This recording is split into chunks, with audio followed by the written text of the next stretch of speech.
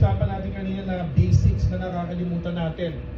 Ano ba ang mga dapat natin ginagawa para ma-hit natin ang target natin? Sige nga. Narinig ko dito distribution. Ano pa? Ha? Mas carry SKUs. Ano pa? Ano yan? Availability. Ano pa? Ano pa ginagawa niyo para gumanda benta? Ice cream. Maliban sa ice cream. Share of shelf. SOS. Ano pa? Ano pa ginagawa ng activity para gumanda benta? Umiikot ba kayo? Rota. Rota. Coverage. Tama? Pag di kayo nagpo-cover, patay kayo. Hindi ka lang nangyayari sa tindahan nyo. Ano pa?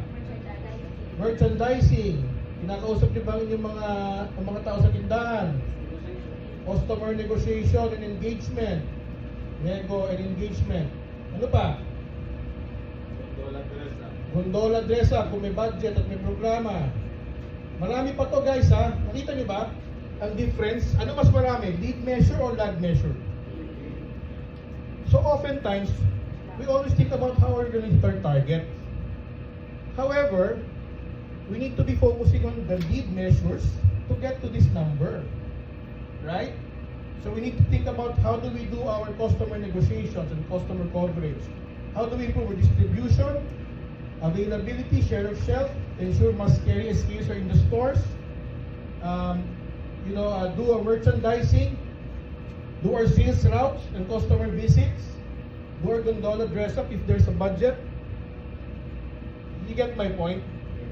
We're too focused on getting to the number that we forget the basics of how to get to the number. And that's what we need to relearn and maybe unlearn today.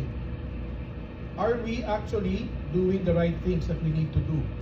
So we need to ask ourselves as sales people, we need to ask ourselves as sales, are we doing the basic lead measures that will lead us to the lag measure or sales at the end of the day?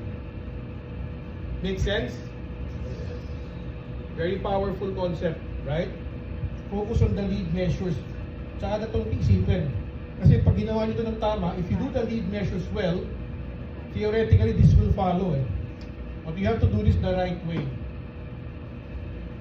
Clear?